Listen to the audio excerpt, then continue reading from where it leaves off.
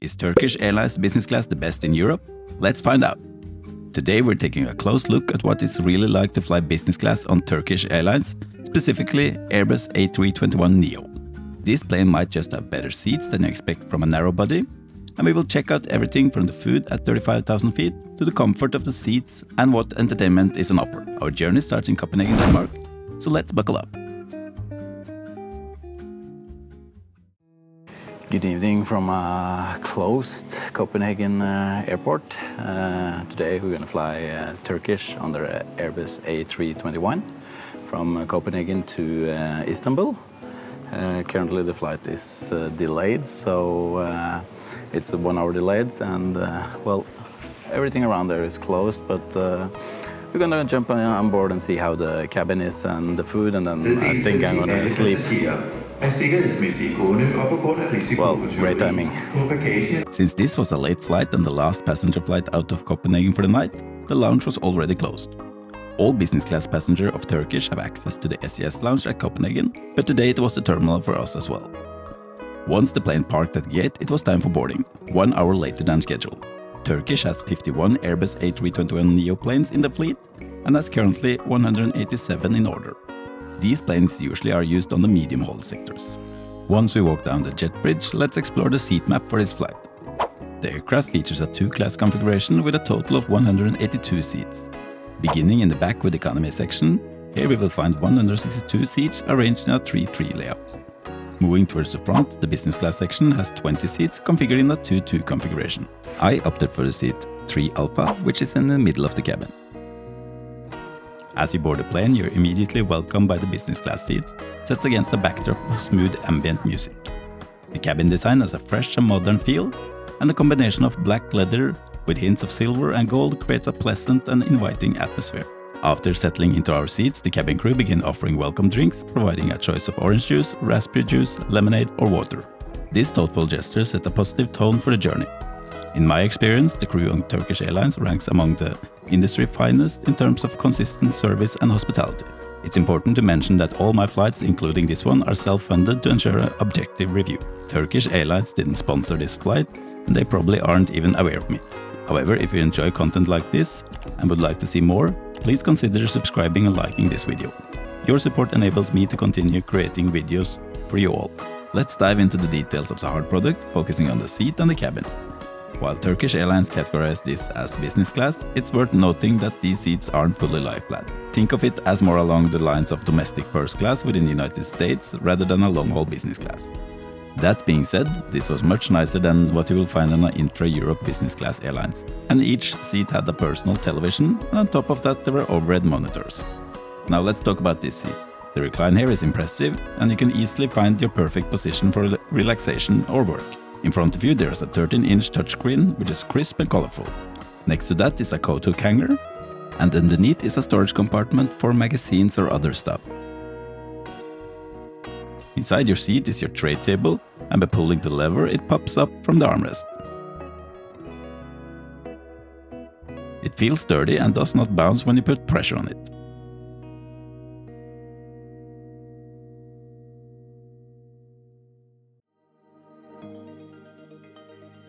The center armrest can be lifted to reveal a storage compartment, which is also where the power outlets are located, as well as a headphone jack and entertainment controls. Further in the front of the armrest you will find your physical buttons for controlling the recline and the footrest. And finally, over your head there are individual air nozzles. The headrest is also comfortable, it's firm and comfortably support my head, especially when the sides are folded in. The seats have privacy widget. I got to say that I found these kind of strange. They couldn't be pulled forward very far, but it didn't go back very far as well.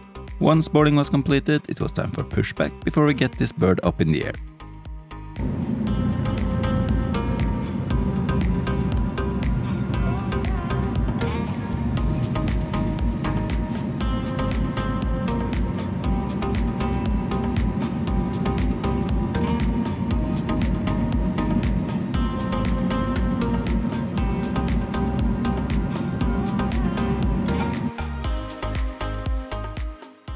Our flight tonight will cover a distance of 1,230 miles across mainland Europe, cruising through the night skies before arriving in Istanbul in the early hours of the morning.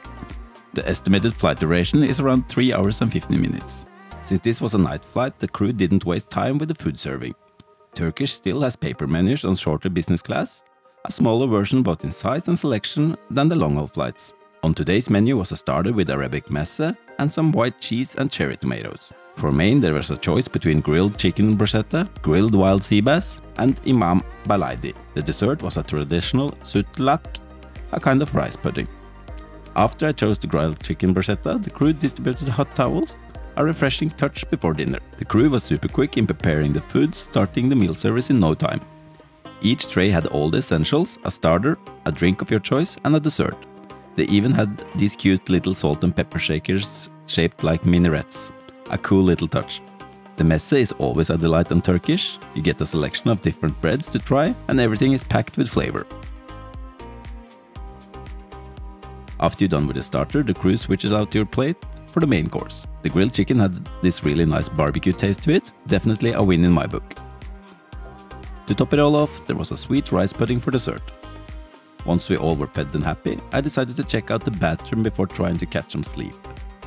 There's just one bathroom in the business class section, and it's right up in the front. It's quite small, but I didn't expect any bigger since this is a narrow body plane. The toilet itself is standard with no extra amenities beside the hand soap and lotion.